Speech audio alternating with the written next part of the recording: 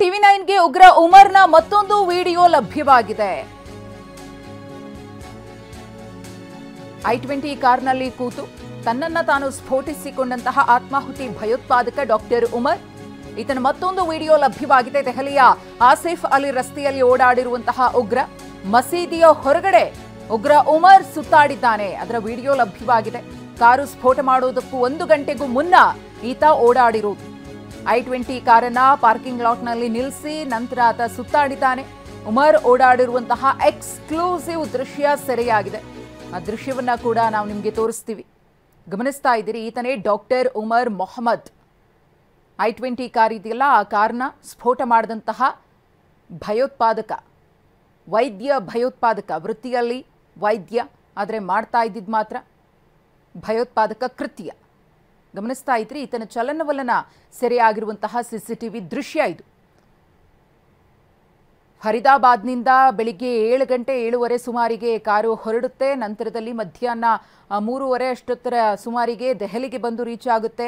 ಆ ಪಾರ್ಕಿಂಗ್ ಪ್ಲೇಸ್ನಲ್ಲಿ 3 ಗಂಟೆಗಳ ಕಾಲ ಕಾರ್ ಪಾರ್ಕ್ ಮಾಡಲಾಗಿರುತ್ತೆ. 6:20-22 ಸುಮಾರಿಗೆ ಕಾರನ್ನು ತೆಗೆದುಕೊಳ್ಳಲಾಗುತ್ತೆ. ಕೆಂಪುಕೋಟೆ ಬಳಿ ಇರುವಂತಹ ಟ್ರಾಫಿಕ್ ಸಿಗ್ನಲ್ನ ಬಳಿ ಕಾರು ಸ್ಫೋಟ ಆಗುತ್ತೆ. ಅದೆಲ್ಲದಕ್ಕೂ ಮುನ್ನ ಈತ ಅಲ್ಲಿ ಓಡಾಡ್ತಾ ಇರುವಂತಹ ಆಸಿಫ್ ಅಲಿ ರಸ್ತೆಯಲ್ಲಿ ಓಡಾಡ್ತಾ ಇರುವಂತಹ ದೃಶ್ಯ ಸೆರೆಯಾಗಿದೆ. ಈತನೇ ಡಾಕ್ಟರ್ ಉಮರ್. ಕಾರನ್ನು ಚಲಾಯಿಸಿಕೊಂಡು ಬಂದಿದ್ದು ಕೂಡ ಈತನೇ. ಈಗಾಗಲೇ ಈತನ ಒಂದಷ್ಟು ಹಿನ್ನೆಲೆಗಳು ಕೂಡ ಗೊತ್ತಾಗಿದೆ. ಯಾರ ಜೊತೆಗೆ ಈತನ ಸಂಪರ್ಕ ಇತ್ತು, ಹೇಗೆಲ್ಲ ಕೃತ್ಯಗಳನ್ನು ಎಸಗೋದಕ್ಕೆ ಇವರೆಲ್ಲ ಪೂರ್ವ ನಿಯೋಜಿತವಾಗಿ ಪ್ಲಾನನ್ನು ಮಾಡಿಕೊಂಡಿದ್ರು. ಡೈರಿಯಲ್ಲಿ ಒಂದಷ್ಟು ವಿಚಾರಗಳನ್ನು ಪ್ರಸ್ತಾಪ ಮಾಡಿದ್ರು. ಕೋಡ್ ವರ್ಡ್ ಇತ್ತು, ಆಪರೇಷನ್ ಅಂತ ಬರೆದಿದ್ರು. ಇದೆಲ್ಲವೂ ಕೂಡ ತನಿಖೆಯ ಸಂದರ್ಭದಲ್ಲಿ ಗೊತ್ತಾಗಿದೆ. ಈತನ DNA ಚೆಕ್ ಮಾಡಿದಾಗ ಈತ ಉಮರ್ ಅನ್ನೋದು ಕೂಡ ಈಗಾಗಲೇ ಕನ್ಫರ್ಮ್ ಆಗಿದೆ. ಸ್ಫೋಟದ ತನಿಖೆಯ ವೇಳೆ ಸ್ಫೋಟಕ ಸಂಗತಿಗಳೇ ಬಯಲಾಗ್ತಾ ಇವೆ. ಮೇವತ್ವರೆಗೆ ತಲುಪಿದ ದೆಹಲಿ ಸ್ಫೋಟದ ತನಿಖೆಯ ವೇಳೆ ಅಮೋನಿಯಂ ನೈಟ್ರೇಟ್ ಮೂಲ ಪತ್ತೆಯಾಗಿದೆ. ಉಗ್ರರು ಸಂಗ್ರಹಿಸಿದ್ದಂತಹ ಅಮೋನಿಯಂ ನೈಟ್ರೇಟ್ ಪತ್ತೆಯಾಗಿದೆ. ಅಮೋನಿಯಂ ನೈಟ್ರೇಟ್ ತಯಾರಿಕೆಗೆ ಪಕ್ಕಾ ಪ್ಲಾನ್ ಅನ್ನು ಮಾಡಿದ್ರು. ನೈಟ್ರೇಟ್ ತಯಾರಿಸಲು ಬೇಕಾದಂತಹ ಸಾಮಗ್ರಿಯನ್ನ ಖರೀದಿ ಮಾಡಲಾಗಿತ್ತು. ಹರಿಯಾಣದ ಮೆವಾತ್ನ ನುಹ್ನಲ್ಲಿ ಖರೀದಿ ಮಾಡಿದ್ರು. ನೈಟ್ರೇಟ್ ತಯಾರಿಸಲು ಬೇಕಾದ ಗೊಬ್ಬರವನ್ನ ಖರೀದಿ ಮಾಡಿದ್ರು. ನುಹ್ ಪ್ರದೇಶದ ಗೊಬ್ಬರದ ಅಂಗಡಿಯಲ್ಲಿ ಇವರು ಅದನ್ನ ಖರೀದಿಸಿದ್ರು ಅನ್ನೋ ಮಾಹಿತಿ ಇದೀಗ ಲಭ್ಯವಾಗಿದೆ. ಒಂದು ಅಮೋನಿಯಂ ನೈಟ್ರೇಟ್ ಅನ್ನ ಸ್ಫೋಟಕಕ್ಕೆ ಬಳಸಿದ್ದು ಅನ್ನೋದು, ಮತ್ತೊಂದು ಅದಕ್ಕಿಂತ ಪರಿಣಾಮಕಾರಿಯಾದಂತಹ ರಾಸಾಯನಿಕವನ್ನ ಇವರು ಬಳಸಿದ್ದಾರೆ ಅನ್ನೋದು ಕೂಡ ಗೊತ್ತಾಗಿದೆ. ಅದ್ರ ಬಗ್ಗೆಯೂ ಕೂಡ ತನಿಖೆ ನಡೀತಾ ಇದೆ. ರಿಪೋರ್ಟ್ ಬರಬೇಕಿದೆ. ಮತ್ಯಾವುದನ್ನ ಬಳಸಿದ್ರು, ಈ ಭೀಕರ ಸ್ಫೋಟಕ್ಕೆ ಕಾರಣವಾದಂತಹ ಮತ್ತೊಂದು ರಾಸಾಯನಿಕ ಯಾವುದು ಅನ್ನೋ ಪ್ರಶ್ನೆ ಇದೆ. ಗೊಬ್ಬರದ ಅಂಗಡಿಯನ್ನ ಪತ್ತೆ ಹಚ್ಚಿ ತನಿಖಾ ತಂಡ ತನಿಖೆಯನ್ನ ಮುಂದುವರೆಸಿದೆ. ಹರಿಯಾಣದ ನುಹ್ನಲ್ಲಿ ಪತ್ತೆ ಹಚ್ಚಿದ ತನಿಖಾ ಸಂಸ್ಥೆ ಗೊಬ್ಬರ ಖರೀದಿಸಿದ ಅಂಗಡಿಯನ್ನ ತಂಡ ಗುರುತು ಮಾಡಿದೆ. ಶಂಕಿತ ಉಗ್ರ ಮುಜಾಮಿಲ್ ಮಾಹಿತಿಯ ಮೇರೆಗೆ ದಾಳಿಯನ್ನ ಮಾಡಲಾಗಿದೆ. ನವದೆಹಲಿಯ ಪೊಲೀಸ್ ಮತ್ತು ವಿಶೇಷ ದಳದಿಂದ ಈ ದಾಳಿ ನಡೆದಿದೆ. ಅಂಗಡಿ ಮಾಲೀಕನನ್ನ ತನಿಖಾ ತಂಡ ಗುರುತಿಸಿ ಇದರ ಬಗ್ಗೆ ಮಾಹಿತಿಯನ್ನ ಕಲೆ ಹಾಕಿದೆ. ಟಿವಿ9ಗೆ ತನಿಖಾ ಸಂಸ್ಥೆಗಳಿಂದ ಮಹತ್ವದ ಮಾಹಿತಿ ಲಭ್ಯವಾಗಿದೆ. ಯಾವಾಗ ಇವರು ಬಂದು ಖರೀದಿ ಮಾಡಿದ್ರು, ಎಷ್ಟು ಪ್ರಮಾಣದಲ್ಲಿ ಖರೀದಿಯನ್ನ ಮಾಡಿದ್ರು, ಈ ಅಮೋನಿಯಂ ನೈಟ್ರೇಟ್ಗೆ ಸಂಬಂಧಪಟ್ಟಂತೆ ಏನೆಲ್ಲ ವಸ್ತುಗಳನ್ನ ಖರೀದಿ ಮಾಡಿದ್ರು ಅನ್ನೋದ್ರ ಬಗ್ಗೆ ಮಾಹಿತಿಯನ್ನ ಅಂಗಡಿ ಮಾಲೀಕರಿಂದಲೂ ಕೂಡ ತನಿಖಾ ಸಂಸ್ಥೆಗಳು ಕಲೆ ಹಾಕಿವೆ ಅನ್ನೋದು ಗೊತ್ತಾಗಿದೆ.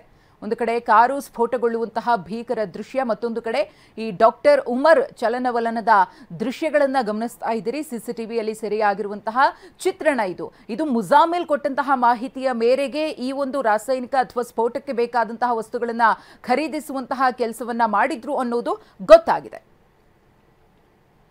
ಈ ಕುರಿತು ಮತ್ತಷ್ಟು ಮಾಹಿತಿಯನ್ನ ಕೊಡೋದಕ್ಕೆ ನಮ್ಮ ಪ್ರತಿನಿಧಿ ಹರೀಶ್ ಇದೀಗ ನೇರ ಸಂಪರ್ಕದಲ್ಲಿದ್ದಾರೆ. ಹರೀಶ್, ಗಮನಿಸ್ತಾ ಇದ್ದೀವಿ, ದಾಳಿ ಆದಾಗಿನಿಂದ ಈ ಕ್ಷಣದವರೆಗೂ ಕೂಡ ಪ್ರತಿದಿನ ಪ್ರತಿ ಕ್ಷಣ ಒಂದಷ್ಟು ಸ್ಫೋಟಕ ಸಂಗತಿಗಳು ದೆಹಲಿ ಸ್ಫೋಟದ ಬಗ್ಗೆ ಗೊತ್ತಾಗ್ತಾ ಇದೆ. ಅದರಲ್ಲೂ ಕೂಡ ಈಗ ರಿವೀಲ್ ಆಗಿರುವಂತಹ ದೃಶ್ಯ ಡಾಕ್ಟರ್ ಉಮರ್ ಚಲನವಲನದ ದೃಶ್ಯ.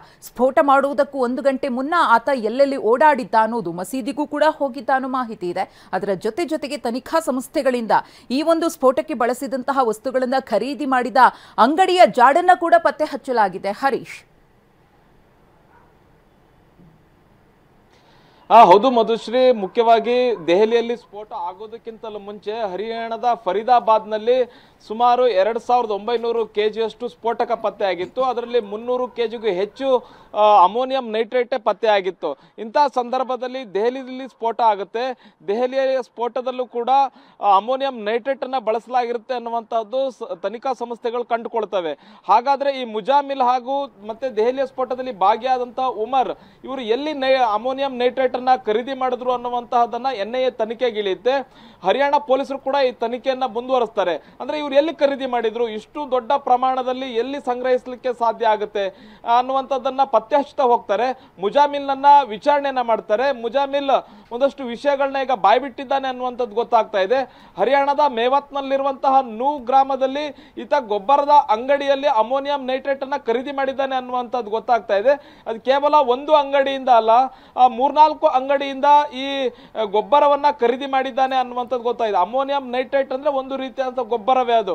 ಅದನ್ನ ಖರೀದಿ ಮಾಡಿ ಅದಕ್ಕೆ ರಾಸಾಯನಿಕವನ್ನ ಬಳಸಿ ಸ್ಫೋಟಕದ ರೀತಿ ಅವರು ಮಾಡ್ಕೊಂಡಿದ್ದಾರೆ ಅನ್ನುವಂತಹದ್ದು ಗೊತ್ತಾಗ್ತಾ ಇದೆ. ನಿನ್ನೆ ತಡರಾತ್ರಿ ದಾಳಿಯನ್ನ ನಡೆಸಿದ್ದಾರೆ. ಗೊಬ್ಬರದ ಅಂಗಡಿಗಳ ಮೇಲೆ ದಾಳಿಯನ್ನ ನಡೆಸಿ ಅವರಿಂದ ಮಾಹಿತಿಯನ್ನು ಕೂಡ ಪಡ್ಕೊಂಡಿರುವಂತಹದ್ದು. ಮುಜಮಿಲ್ ಮಾತ್ರ ಬಂದಿದ್ನ ಅಥವಾ ಮುಜಮಿಲ್ನ ಸಹಚರರು ಈ ಅಂಗಡಿಗಳಿಗೆ ಹೋಗಿ ಖರೀದಿಯನ್ನ ಮಾಡಿದ್ರ ಅಮೋನಿಯಂ ನೈಟ್ರೇಟ್ ಅನ್ನ, ಹೀಗೆ ಸಾಕಷ್ಟು ವಿಚಾರಣೆಯನ್ನ ಮಾಡಿದ್ದಾರೆ. ಅಂಗಡಿ ಮಾಲೀಕರನ್ನು ಕೂಡ ವಶಕ್ಕೆ ಪಡೆದುಕೊಂಡಿರುವಂತಹದ್ದು, ಅವರ ವಿಚಾರಣೆಯನ್ನ ಮಾಡ್ತಾ ಇದ್ದಾರೆ. ಮತ್ತೆ ಮುಜಾಮಿಲ್ನಿಂದ ಇನ್ನಷ್ಟು ಮಾಹಿತಿಯನ್ನ ಕಲೆ ಹಾಕ್ತಾ ಇದ್ದಾರೆ. ಯಾಕಂತಂದ್ರೆ ಮುಜಾಮಿಲ್ ಇಷ್ಟೊಂದು ದೊಡ್ಡ ಪ್ರಮಾಣದಲ್ಲಿ ಸ್ಫೋಟಕಗಳನ್ನ ಸಂಗ್ರಹಿಸ್ತಾನೆ ಅಂತಂದ್ರೆ ಇವನಿಗೆ ಇನ್ನೂ ಕೂಡ ಅನೇಕರು ಸಾಥನ್ನ ಕೊಟ್ಟಿರುವಂತಹ ಸಾಧ್ಯತೆ ಇದೆ. ಇವನು ಯಾವ ಕಾರಣವನ್ನ ಕೊಟ್ಟು ಅಮೋನಿಯಂ ನೈಟ್ರೇಟ್ ಅನ್ನ ಖರೀದಿ ಮಾಡ್ದ, ಇವನು ರೈತ ಅಂತ ಹೇಳಿದ್ನೋ ಅಥವಾ ವೈದ್ಯ ಅಂತ ಹೇಳಿದ್ನೋ, ಯಾವ ಕಾರಣವನ್ನು ಕೊಟ್ಟು ಇವನು ಅಮೋನಿಯಂ ನೈಟ್ರೇಟ್ ಅನ್ನ ಖರೀದಿ ಮಾಡಿ ಇಷ್ಟು ದೊಡ್ಡ ಪ್ರಮಾಣದಲ್ಲಿ ಸಂಗ್ರಹಿಸಿದ್ದ ಅನ್ನುವಂತಹ ತನಿಖೆಯನ್ನು ಈಗ ಪೊಲೀಸರು ಮಾಡ್ತಾ ಇರುವಂತಹದ್ದು. ಅಂಗಡಿಯ ಮಾಲೀಕರ ವಿಚಾರಣೆಯನ್ನು ಮಾಡ್ತಾ ಇದ್ದಾರೆ. ಮತ್ತೆ ಯಾವ್ಯಾವ ಅಂಗಡಿಯಲ್ಲಿ ಇವನು ಖರೀದಿ ಮಾಡಿದ ಎಲ್ಲಾ ಮಾಹಿತಿಯನ್ನು ಈಗ ಕಲೆ ಹಾಕ್ತಾ ಇದ್ದಾರೆ. ಜೊತೆಗೆ ಇವನಿಗೆ ಸಾಥ್ ನೀಡಿದಂತವ್ರು ಯಾರು ಅನ್ನುವಂತಹದ್ದನ್ನು ಕೂಡ ಈಗ ಪೊಲೀಸರು ಮಾಹಿತಿಯನ್ನು ಕಲೆ ಹಾಕ್ತಿರುವಂತಹದ್ದು. ಮತ್ತೆ ಮತ್ತಷ್ಟು ಸ್ಫೋಟಕ ಅಂಶಗಳು ಬಯಲಾಗುವಂತಹ ಸಾಧ್ಯತೆ ಇದೆ. ಮಧುಶ್ರೀ, ಓಕೆ, ಹಾಗೆ ಸಂಪರ್ಕದಲ್ಲಿರಿ ಹರೀಶ್, ಮಾಹಿತಿಯನ್ನು ಪಡಿತೇನೆ.